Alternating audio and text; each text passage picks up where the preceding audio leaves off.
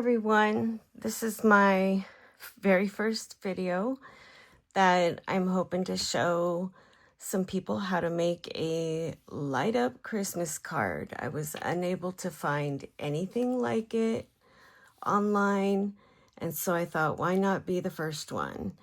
This is the ending project of what it should look like. It does have the little word push right there. And that is what it turns out to be.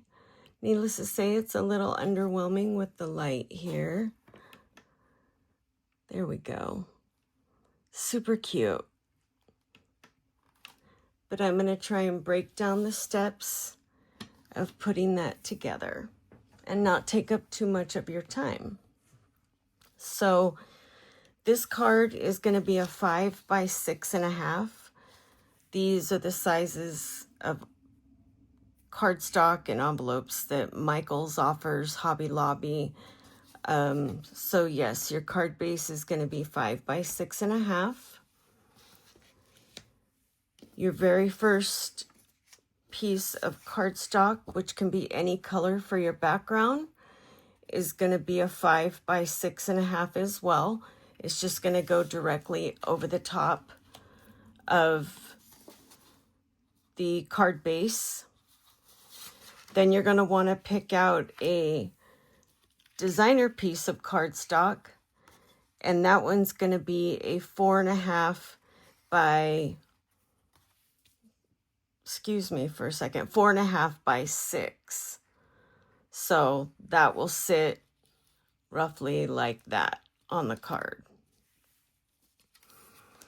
Some tools I recommend having is definitely a pair of tweezers, needle nose tweezers. You're going to need a bone folder. You're going to need a pencil. And then you're definitely going to want some glue with a fine point needle on it. And you're going to want some little shaker pieces to fill it in. These are the ones that I chose. And I'm going to try and link the websites that I used for my products.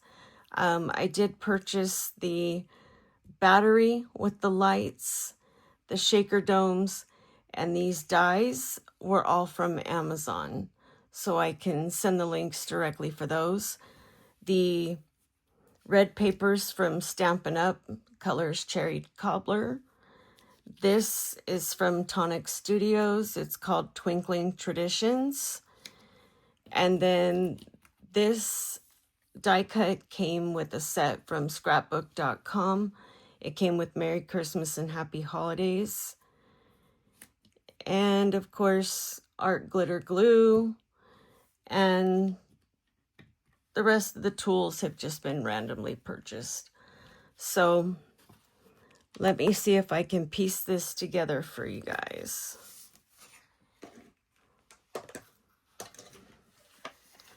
And not mess it up.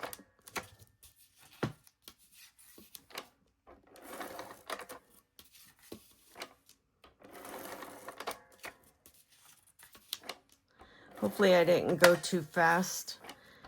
If I did, I apologize. Please feel free to reach out to me with any questions.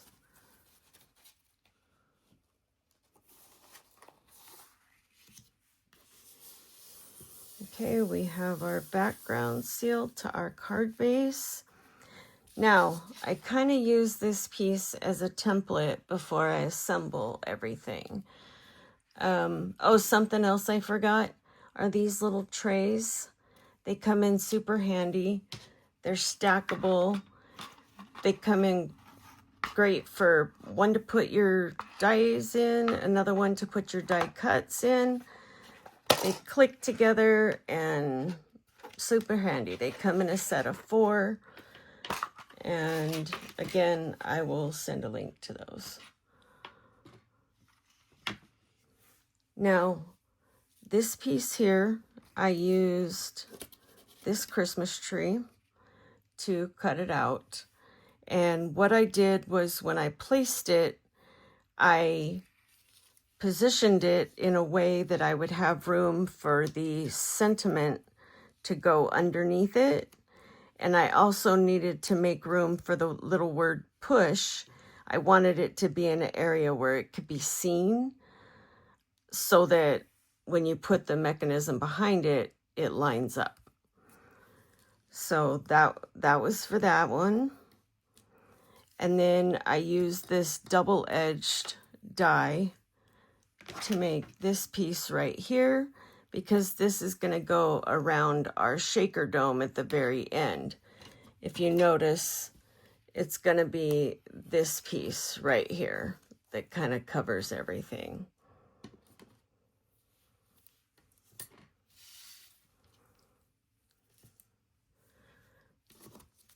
Now, as I mentioned, I'm going to use this as a template.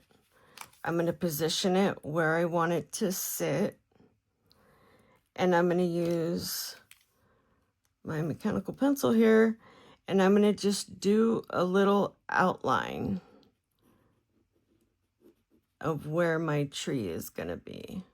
Nobody's going to see this, but what it does is it helps me know where to place my bulbs when I glue those down.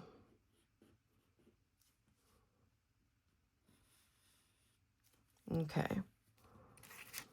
So see, we've got, I think you can see that. Yeah. And now I'm going to just scatter some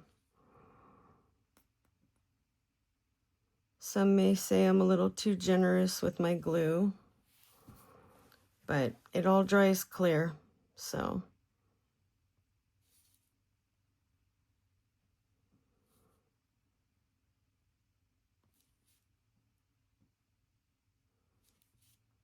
And one thing I did do was I used this piece over here to cut out my bulbs, so it cuts out just the right amount.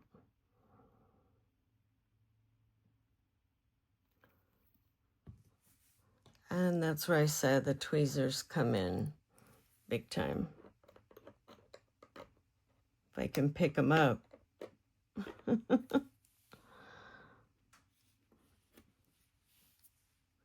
And you may see a little bit of glue come through.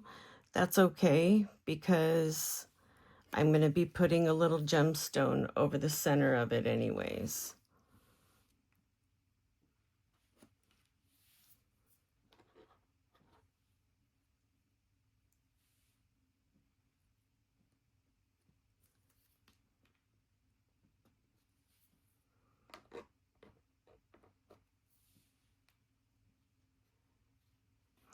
And I do like a lot of ornaments on my tree. So I noticed when I did the other one that was something that stood out, was how many little ornaments I had. And when I didn't put enough shaker pieces in, it kind of compensated for that.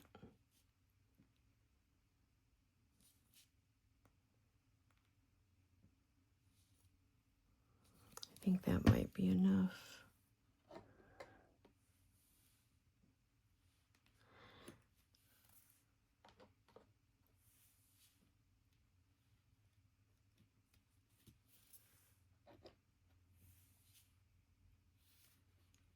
Perfect.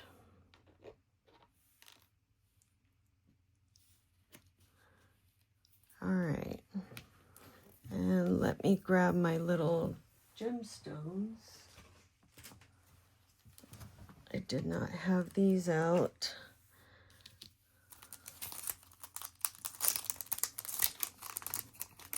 I bought these. These are just Paper Studio. So they do come in strips. So you do have to cut them to get them individual, but I don't mind because you get so many that it makes it worth the $1.19.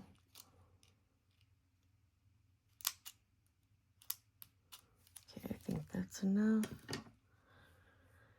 And I forgot, this is quite the poker tool. I realize that it looks like a weapon, but promise you, it's just for moving these little tiny gems.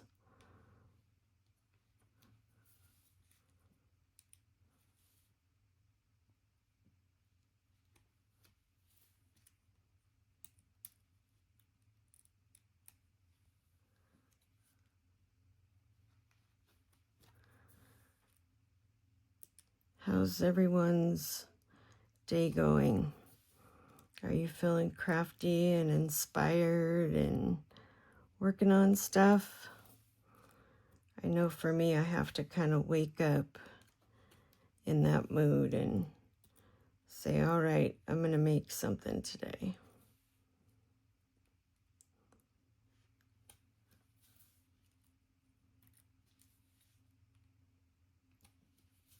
All right.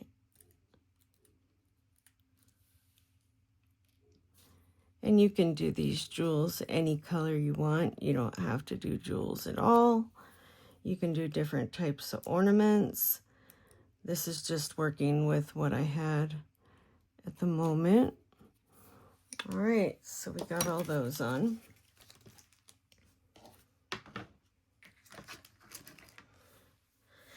And then here comes the fun part with putting these on in the correct order. After you glue down your ornaments, you're going to want to put your shaker pieces. And this is where I said I didn't put as many as I had hoped to, or I thought I needed.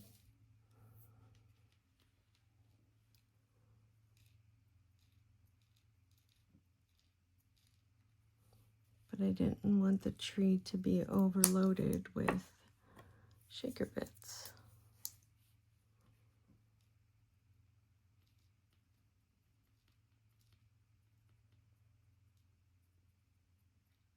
Sorry, I'm trying to be careful to not drop these everywhere. They have a tendency to bounce. All right. I still think I'm going to go with that many. I probably could do a little bit more, but we're going to call it good. Don't forget to put your pin back in your glue so it doesn't get clogged. All right, so now we're going to go to the shaker dome. These are self-adhesive.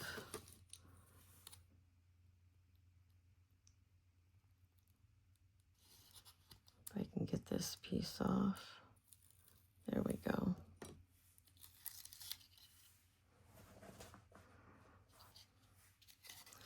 And because I drew the outline for the ornaments, this should be able to fit right within that outline. I'm going to move this a little closer to me so that I can see.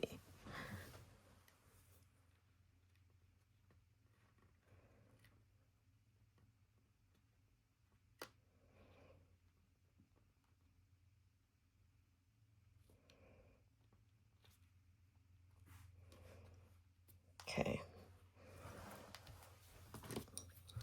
And then I just take the base of my tool and I go around and just kind of seal the edges.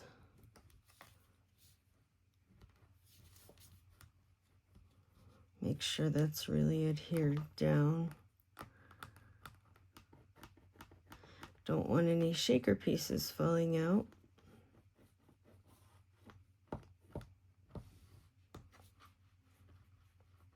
Okay, I think that's pretty good. Now we go to our light mechanism. And I did order these. They came in a 2-pack like this. Again, they're off Amazon. And so I had to order the batteries separate, but they are the little button cell batteries. And of course, I always test to make sure my lights work. It would be a bummer to get a whole card put together and realize that the lights don't work. So before I take the adhesive off, I take it and I go over the top of the shaker and I make sure everything's lining up properly. Now, one thing to make note of when we're at this point is that you're going to want your little push button. Let me get that ready.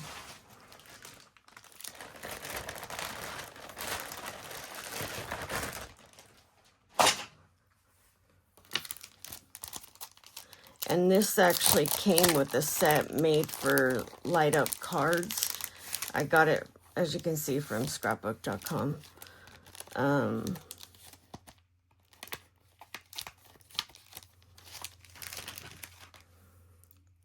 Let me put this on there. Okay. All right. What you're going to, what you're going to want to do is, again, using this as your template, you have the light up piece set over your shaker dome. You're going to come over here with this, and we're going to just kind of fill around for where the button is to light it up. So I'm filling it in this area right here. So I'm going to take a pencil and just put a little mark. And that way I can stamp it, excuse my reach. And I do use the VersaFine Clair and Nocturne. It's one of my favorite black inks to use.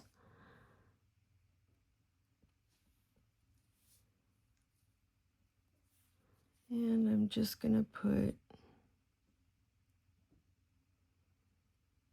the word right there.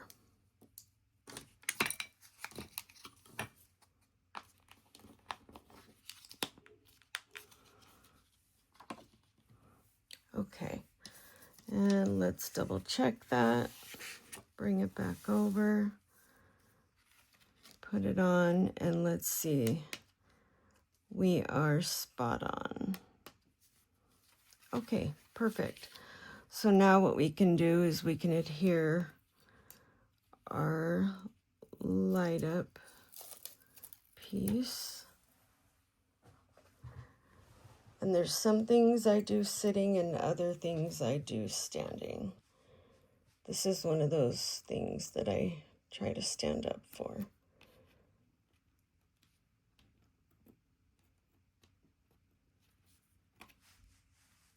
Okay. Perfect. Yay. It's so pretty. And then next, we are going to adhere this piece, but we must give it some dimension to compensate for where the battery is lifted and for all of this, because the shaker dome and the light up accessory do lift it up off the page, and if we just put that on there flat, it would look really funny. So what I did is I got some of my foam tape.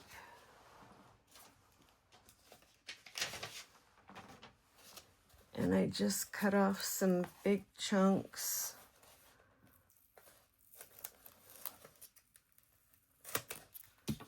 And we know we're going to need the top to sit up a bit.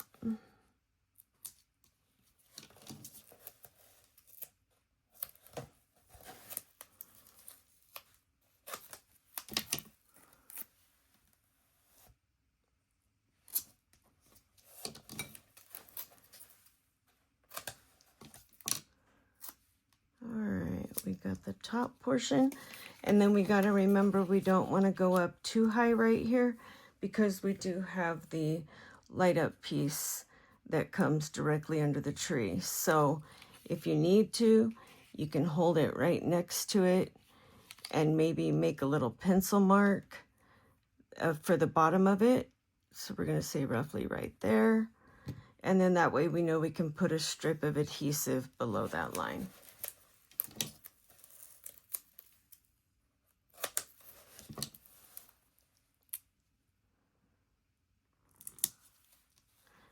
We could have done two if you want to squeeze them in, but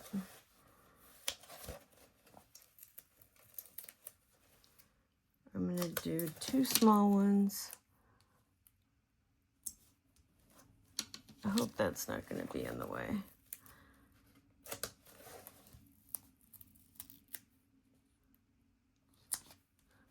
All right. So our foam tape is intact. And sometimes I don't know if it's just easier to peel it off with my fingernails or to use a tool. I'm really wondering if I put that piece on too close, but we're going to give it a shot.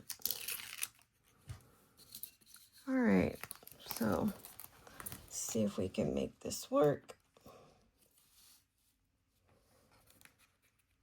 Place that over. All right. Our little push button still works. Actually, I don't like where that's sitting, so I didn't press it down too hard. But one of the things I noticed is, there we go. And it may look like it's off, but we still have this piece that's going to go around the tree that can cover up any of those spaces that look like they need to be filled. All right. I'm going to push it all down.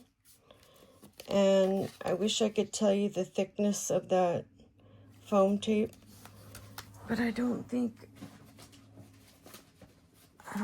it's on the bag. Wait, maybe it is. 3 millimeter thickness and 3/4 of an inch wide. So that's what I used. Yay. And a step I missed, which there was bound to be one on my first video, was adhering this, because I wanted to make sure it was below the push button, and I should have done it before we put the foam pieces on the back, but that's okay. That's all right. We can still adhere it. And I hope this video is not too long. I just wanted it to be informative and maybe help somebody else, because I could have been searching in the wrong section, but I did not find anything. And yes, I went heavy on the adhesive, but this is a fairly thick glitter cardstock, and I want to make sure it stays on. All right. I'm going to put that there.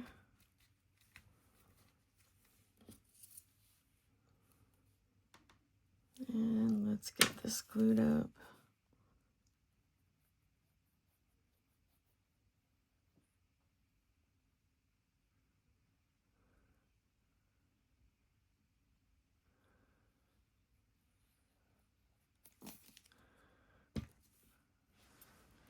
All right, and again, we can kind of, excuse my hair, position this as a border and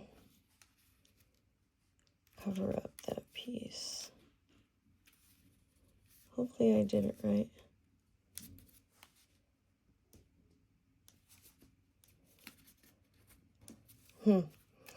Okay, well, that's gonna have to work. Another thing you could do that I just thought about is if you wanted to put little tiny gemstones where these are, that would be kind of cute.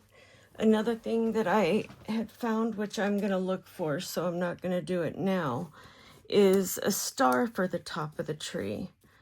I really wanted a bigger star. The one that's on the previous card is a little small.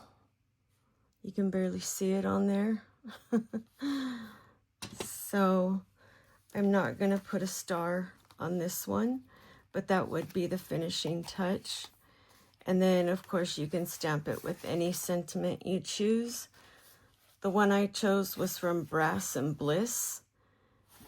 And it says, wishing you a season of gladness, a season of cheer, and to top it all off, a wonderful year. And then, of course, you spend all that time and energy. Make sure to stamp your work. All right, well, I hope that helps everybody, and maybe you learned something new along the way. Like I said, feel free to leave any questions or concerns, or maybe tips that would have made it easier. So I welcome all of it. But everybody have a great night, great day, whatever time it is for you, and we will see you again soon.